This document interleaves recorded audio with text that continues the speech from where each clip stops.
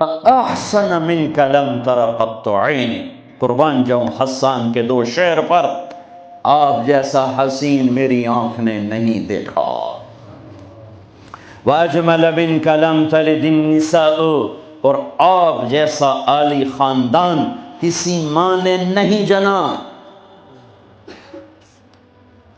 ہاں، حضرت عائشہ فرماتی ہیں یوسف علیہ السلام کو دیکھا عورتوں نے تو ہاتھ کاٹے، میرے محبوب کو دیکھتی تو دل چیر کے بیٹھ جاتے۔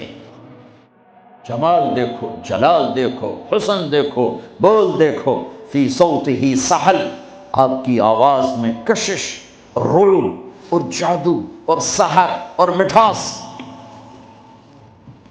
دلوں کو پکڑنے والا حلال جادو، سحر حلال۔ فی صوتہ سحل، فی لحیتہ کثافہ، داڑھی بڑی خوبصورت بھاری، فی عینیہ دعج، آنکھ بڑی موٹی لمبی، سرخ لکیریں، آنکھ کے اندر سرخ لکیریں، اکحل احدب احور، یہ سارے میرے نبی کی آنکھ کی صفت ہے۔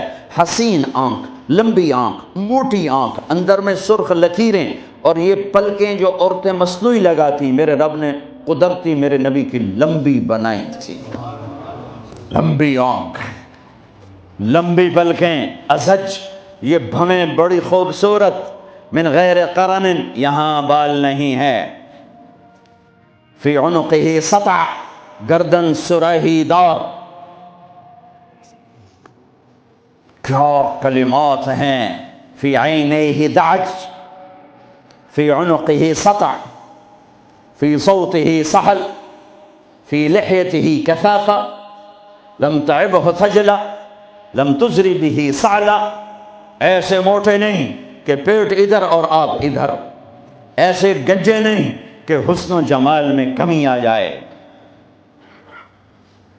اطول من المربوع و اقصر من المشذب، نہ اتنے لمبے کہ بدصورت ہو جائیں، نہ اتنے چھوٹے کہ بے روب ہو جائیں۔ یتلألأ وجہہ تلألؤ القمر لیلۃ البدر، 14ویں رات کے چاند کی طرح چہرہ چمکتا تھا۔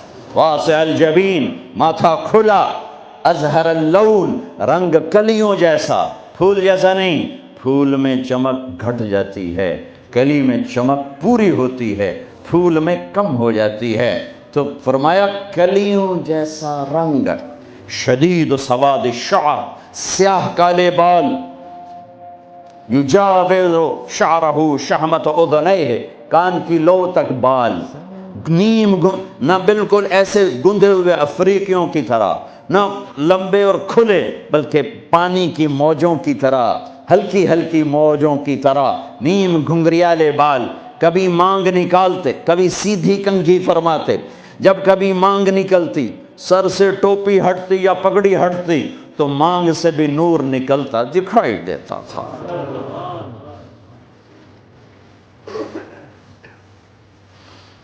ہاں، سہل الخدین، گال بڑے خوبصورت، نہ اندر پچکے ہوئے نہ باہر چربی کی وجہ سے ابھرے ہوئے، غلیظ الفم، ہونٹ بڑے خوبصورت گلابی، چوڑا منہ، اشنب، دانت ایسے ایک گول دائرے میں لگے ہوئے، نہ کوئی چڑھا ہوا نہ پیچھے ہٹا ہوا نہ اوپر چڑھا ہوا، نہ کوئی چھوٹا نہ بڑا، برابر، مفلج، 4 دانتوں میں خلا جس میں روشنی نظر آتی تھی، نور نظر آتا تھا، براق الثنایا، اتنے سفید دانت کہ جب آپ مسکراتے تھے تو آپ کے دانتوں کا نور دیواروں پہ پڑتا نظر آتا تھا۔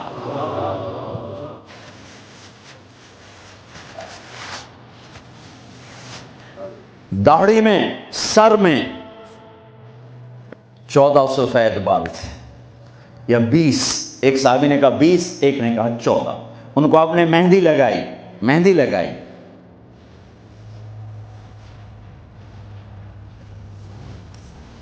بعید ما بین المنکبین، چوڑی چھت، عریض الصدر، کھلا ہوا سینہ، طویل الزندین، لمبے بازو، سائل الاطراف، انگلیاں بالکل سیدھی۔ یہ آپ میری انگلی دیکھو، یہ تھوڑی سی ٹیڑھی آپ کو نظر آ رہی، میرے حبیب کی انگلیاں ایسے پینسل کی طرح سیدھی۔ رحب الراحہ، ہتھیلی کشادہ، جو شجاعت کی نشانی، دلیری کی نشانی، سخاوت کی نشانی. شقن الکفین والقدمین، یہاں ہتھیلیوں کے اوپر یہاں گوشت تھا، یہ وینز نظر نہیں آتی تھی، اور پاؤں کے اوپر بھی.